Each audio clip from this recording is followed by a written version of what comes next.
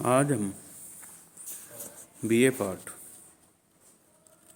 First physical geography में जो ज्वालामुखी का अध्ययन कर रहे थे उसमें आगे ज्वालामुखी क्रिया द्वारा निर्मित स्थलाकृतियाँ जो हम फिजिकल ज्योग्राफी के पार्ट को पढ़ रहे हैं। ज्वालामुखी उद्गार द्वारा निर्मित स्थल रूप स्थायी रूप वाले नहीं होते हैं, क्योंकि प्रत्येक उद्बोधन के साथ उनकी संकुरचना तथा अन्य स्वरूप में परिवर्तन होता रहता है। खासकर ये परिवर्तन विस्फोटक रूप से उद्गार होने से होता है। ज्वालामुखी क्रिया द्वारा निर्मित स्थलाकृतियाँ लावा तथा विखंडित पदार्थों के अनुपात तथा उसकी मात्रा एवं गुणों पर आधारित होती है। जब विस्फोटक उद्गार होता है तो विखंडित पदार्थ ज्वालामुखी धूल अधिक होती है। फलस्वरूप विस्फोटक छिद्र तथा राख शंकु या सिंडर कोन की रचना होती है। जब उद्गार शांत रूप से होता है तो लावा की अधिकता के कारण लावा पठार, लावा गुंबद व लावा मैदान की रचना होती है। चूँकि ज्वालामुखी क्रिया का क्षेत्र धरातल के नीचे बाहर दोनों तरफ होता है, अतः ज्वालामुखी स्थल रूप को दो वर्गों में विभाजित किया जाता है। पहला है बाह्य स्थल स्वरूप, अभ्यंतरिक स्थल स्वरूप। एक बाह्य, एक आंतरिक। विशुद्ध रूप से ज्वालामुखी निर्मित स्थलाकृतियों में निम्न रूप से विभाजित किया जा सकता है। नंबर 1, बाह्य स्थलाकृतियाँ को दो भागों में विभाजित किया जाता है। केंद्रीय विस्फोट द्वारा निर्मित स्थल रूप, ऊंचे पठार, ऊंचे उठे हुए भाग, नीचे धंसे हुए भाग। या तो कोई भाग ऊपर उठता है या कोई नीचे धंस जाता है। दूसरा है दरारी उद्गार द्वारा निर्मित स्थल स्वरूप, जिसमें लावा पठार व लावा गुंबद, लावा मैदान। अभ्यंतरिक स्थल स्वरूप जो पृथ्वी के अंदर जो स्थलाकृतियाँ बनती हैं उनके अंतर्गत है आंतरिक लावा गुंबद, वैथोलिथ, लेकोलिथ, फेकोलिथ, लेफोलिथ, शिल, डाइक, स्टाक। अब इनको बाह्य स्थल रूप है वो केंद्रीय उद्गार द्वारा तीव्र गैसों तथा वाष्प, पर्याप्त लावा विखंडित पदार्थों के साथ प्रकट होता है। इन्हीं पदार्थों के जमाव से अनेक प्रकार के शंकुओं की रचना होती है। इन्हें ऊंचे उठे भाग कहते हैं। इनके अलावा विस्फोट के समय ज्वालामुखी का कुछ भाग उड़ जाता है या नीचे धंस जाता है। इस प्रकार के बने आकार को क्रेटर या कल्डेरा या कौन प्रमुख हैं। इन्हें धंसे हुए भाग को ज्वालामुखी शंकु कहते हैं।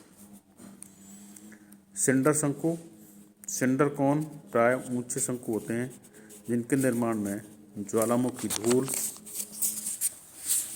तथा ज्वालामुखी राख विखंडित पदार्थ के सहयोग से होता है।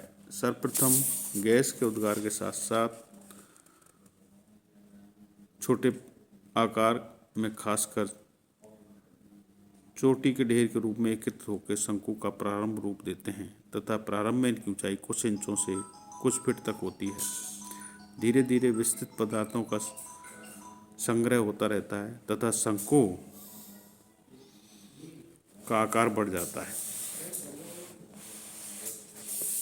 ये ध्यान देने की बात है कि सिंडर शंकु के निर्माण में तरल पदार्थों का योगदान नहीं रहता। कभी कभी इनके विस्तार एवं वृद्धि की गति इतनी तीव्र होती है कि एक हफ्ते के अंदर इनकी ऊंचाई 400 फीट तक हो जाती है। अधिकांश सिंडर कोन का ढाल क्रेटर की सतह की तरफ अवतल होता है। इसका ढाल 30 डिग्री से 45 डिग्री होता है तथा बड़े विखंडित पदार्थों के क्रेटर के पास 40 से 45 डिग्री के ढाल पर होता है। जैसे राख आदि की सतह के पास क्रेटर की दूर होते हैं, इस शंकु का निर्माण असंगठित तथा बड़े बड़े जल के लिए प्रवेश टुकड़ों से होता है तथा अपरदन के बाद इसका मौलिक रूप सदियों तक नष्ट नहीं होता। मेक्सिको का जोरिल्लो, सन सेल्वेड, माउंट इंजोलोको, फिलीपाइंस के लुजोन द्वीप, इनकी रचना शंकु निश्चित रूप से सिंडर शंकु के रूप के उदाहरण हैं। कंपोजिट शंकु। कंपोजिट शंकु सभी प्रकार के शंकुओं से ऊंचे होते हैं तथा इनका निर्माण विभिन्न प्रकार के ज्वालामुखी पदार्थों की सतह के रूप में जमा होने से होता है। इस कारण कभी कभी इनकी परत शंकु भी कहते हैं। विश्व के अधिकांश उच्चतम तथा अधिक सुडौले बड़े बड़े ज्वालामुखी पर्वत कंपोजिट शंकु के प्रमुख उदाहरण प्रस्तुत करते हैं। उदाहरण के लिए संयुक्त राज्य अमेरिका का सस्ता रेंडरहुड, फिलीपाइंस का मेन, जापान का प्यूजियामा आदि प्रस्तुत किए जा सकते हैं। इन शंकुओं का निर्माण लावा तथा विखंडित पदार्थों की परतों के बारी बारी से जमा होने से होता है। इस प्रकार के विखंडित पदार्थों को संगठन में संयोजक तत्व का कार्य करता है। ज्वालामुखी प्राय हर तरह के पदार्थ इस शंकु से सम्मिलित होते हैं तथा धरातल के शंकु का ढाल 30 डिग्री से 40 डिग्री तक होता है। यदि शंकु की ऊपरी भाग लावा से ढका होता है तो अपरदन अधिक नहीं हो पाता। यदि ऊपरी भाग असंगठित विखंडित पदार्थों से आवृत होता है तो अपरदन शीघ्र हो जाता है तथा इसे मिश्रित शंकु भी कहते हैं। परिपोषित शंकु। जब ज्वालामुखी शंकु का अधिक विस्तार हो जाता है तो उसमें फटन हो जाने के कारण ज्वालामुखी की मुख्य द्रोणी या नाली से छोटे छोटे उपशाखाएं निकल आती हैं। मुख्य शंकु के निचले भाग पर इन्हीं उपनलिकाओं से लावा आदि पदार्थ निकलने लगते हैं तथा इसके जमा होने से मुख्य शंकु पर छोटे छोटे अन्य शंकुओं का आविर्भाव होता है। कभी कभी इनका आकार इतना बड़ा हो जाता है कि शंकु मुख्य शंकु के बराबर नहीं तो करीब करीब बराबर हो जाते हैं। इन शंकुओं की नाली का पोषण ज्वालामुखी की मुख्य नाली से होता है तथा इन्हें परिपोषित शंकु कहते हैं। माउंट रस्ता का एक परिपोषित शंकु ही है। पैठिक लावा शंकु। जब लावा काफ़ी हल्का तथा पतला होता है तथा सिलिका की मात्रा कम होती है तो लावा अधिक दूर तक फैलने के बाद जमता है। इस कारण एक लंबे स्थान पर कम ऊंचे शंकु का निर्माण होता है। इसका आकार शील्ड की तरह होता है, अतः इन्हें शील्ड शंकु भी कहा जाता है। चूँकि इनकी रचना बेसाल्ट लावा से होती है अतः इसकी वैसे क्या पैठिक लावा शंकु कहते हैं। इस तरह के शंकुओं की हवाना तरह के शंकु भी कहते हैं। एसिड लावा शंकु। जब उद्गार से विस्तृत लावा काफ़ी गाढ़ा चिपचिपा होता है तो सिलिका की मात्रा अधिक होती है तो लावा ज्यों ही धरातल पर प्रकट होता है उसी समय शीघ्रता से ठंडा होकर जम जाता है, अतः इसके फैलने का समय नहीं मिल पाता। फलस्वरूप टिप ढाल वाले शंकु का निर्माण होता है। स्ट्रोम्बोली प्रकार के शंकु भी इनको कहते हैं। लावा गुंबद। लावा गुंबद प्राय शील्ड शंकु का रूप होता है।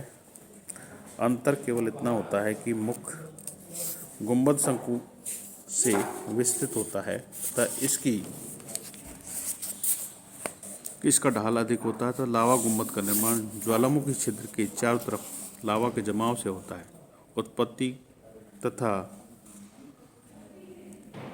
उत्पत्ति के अनुसार निर्माण स्थल के आधार पर लावा गुंबद को 3 भागों में विभाजित किया जाता है। डार्ट गुंबद, आंतरिक गुंबद तथा बाह्य गुंबद। लावा डाट। जब मिश्रित शंकु वाले ज्वालामुखी शांत हो जाते हैं तो उनकी नाली या छिद्र ठोस लावा से भर जाते हैं। जब शंकु अपरदन द्वारा नष्ट हो जाता है तो नाली में जमी डाट या प्लान दीवार की तरह दिखाई पड़ती है। इस प्रकार के प्लान पूरी नाली भर जाती है, उसे ज्वालामुखी ग्रेवा कहते हैं। औसत ग्रेवा 200 फीट की ऊंचाई तक पाए जाते हैं। इस तरह के अनेक उदाहरण संयुक्त राज्य अमेरिका, न्यू मैक्सिको प्रांत, माउंट टेलर जिले में पाए जाते हैं।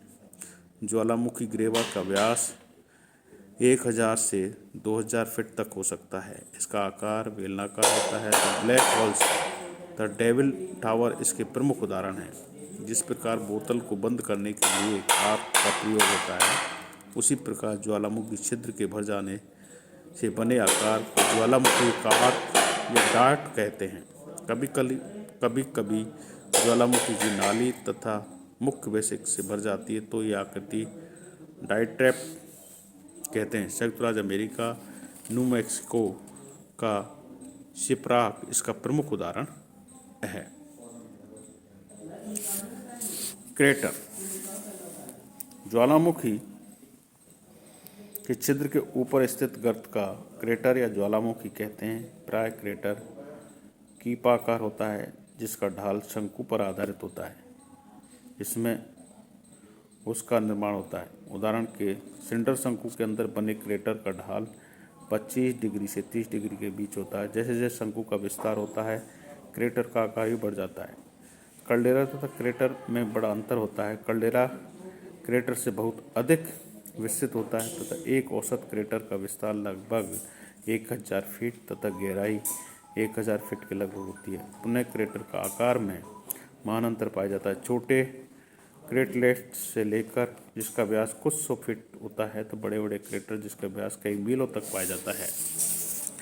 अलास्का संयुक्त राज्य के प्रशांत ज्वालामुखी एन यचक को क्रेटर व्यास 6 मील लंबा है तथा उसकी दीवारें लगभग 1200 से 2000 फीट तक हैं। यदि ऑर्गन को क्रेटर लेक का क्रेटर का उदाहरण मान लिया जाए तो एक ऐसा क्रेटर का उदाहरण है जिसकी दीवारें 4000 फीट तक ऊंची हैं, परंतु अधिकांश विद्वानों से कल्डेरा मानते हैं।